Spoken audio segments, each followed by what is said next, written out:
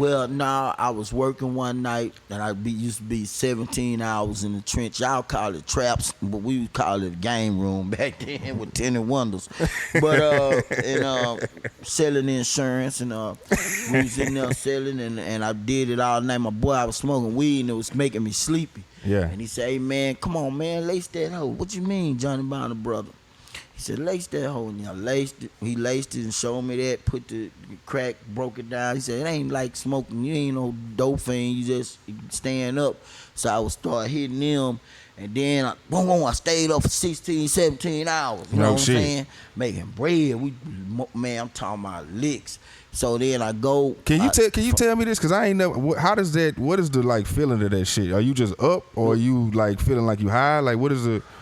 Well, when you first hit it, it's like a television set at night when that shit, with that thing, like that, before it do that, and then go like that, and then like it waking you up. Yeah. And I lived it. I went and that what got me. Yeah. So after that, I was messed up. And then to go further, Mr. Charlie Wilson, y'all call him Uncle with Charlie. I was serving him in the embassy.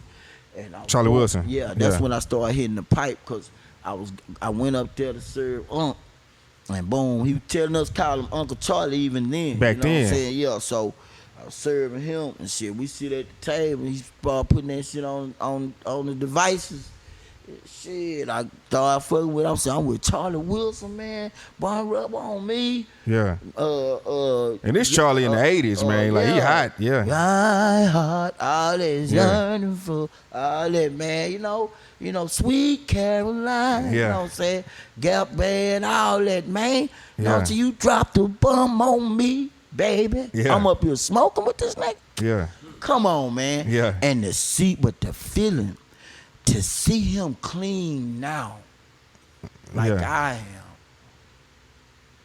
making it, it's motivated me to do what I'm doing, from Memphis to Houston album. Yeah.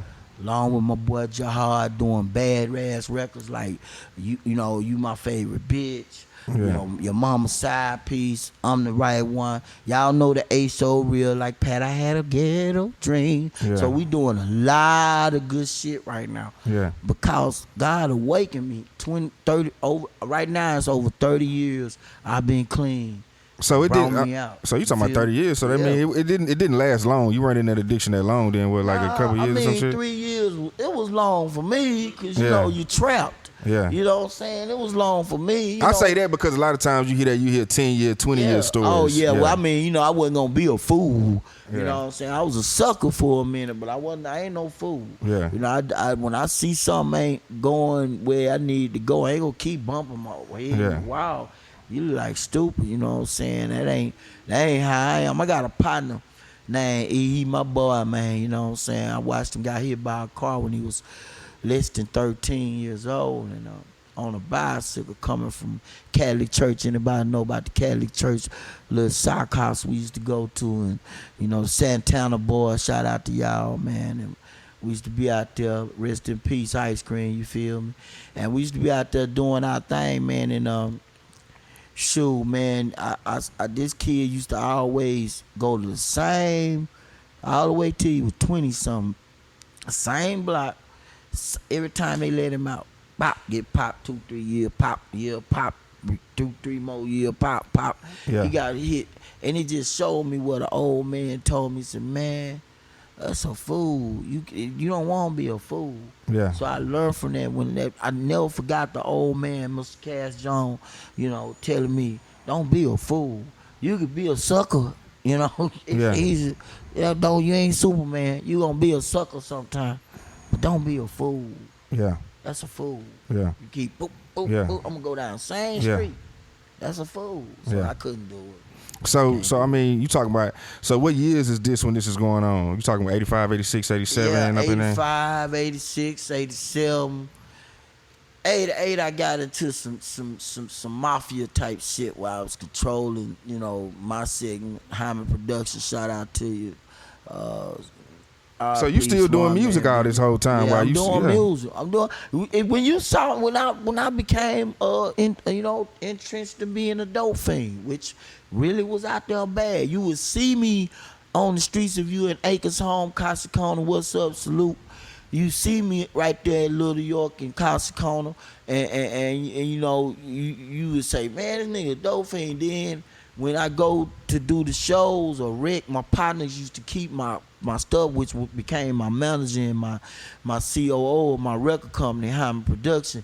He used to keep my stuff, my jewelries, my things like that. So you wouldn't sell it. And Yeah. then he'll come and fuck me, shoot me something, say, man, just stay out the street tonight, fool. We gonna do something to you. 'Cause we want to get you straight. And then I just stay at home and do what I do, and then work through my music. But at the same time, when I go do shows, when you see me, you would think I ain't that. You feel me? Because I be so dressed up and so draped up and so fly. You know what I'm saying? Yeah. And when I leave out that mug, them niggas standing around me, take all that shit out, nigga. Put this shit on and boom, we taking you home. Yeah. That's what Jhiame Production done for me, and they got me clean.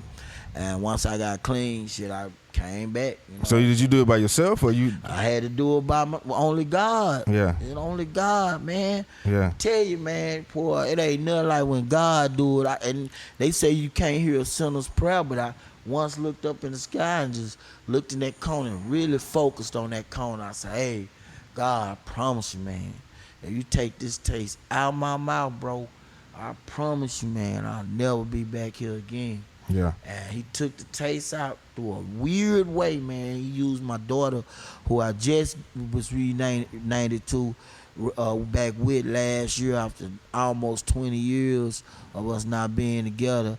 Princess Travia, you know what I'm saying? You might see her on Instagram, Princess Travia. That's my daughter. And I look just like her daddy. I love you.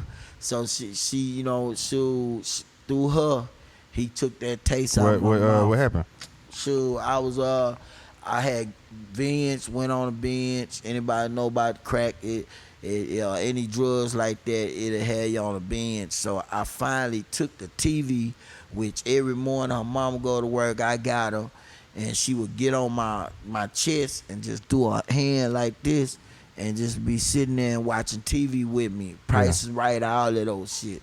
So the TV was on a stack of books. We couldn't even afford. We had just a bed with a stack of telephone books, and she would look at that spot and watch the TV. So I had took the TV and sold it, bro. Damn. And my little girl got up on my stomach and was doing this. And I'm talking about she wasn't none, she was like about 8 or 9 months. And she'd just get on my stomach and she'd just do this here. I ain't had no stomach then either, too. But it was just a little old, back then I was, you could tell, I was very pretty. But so she just got on my stomach, man, and was looking at that spot where that TV supposed to be. Man. Ooh, And it when hit I you. thought about it, man, I was like, man, I don't believe I done this. We got the TV back. And niggas came back and stole the TV, but by that time, 3 days later, I hit a couple lists because somebody thought I was still on it and gave me this whatever. And instead of me smoking, I went straight and took care of business, got us another TV, did all that, got my food, got me some little clothes where I can go get an interview. Went did an interview, started working. Huh. Told the man I ain't got more money. Walked up to the food things that y'all used to call it Food Town, became Food Town or something, but Food City right there on West Main and where Carol's parking lot. It used to be a grocery store right there, whatever, it's still there.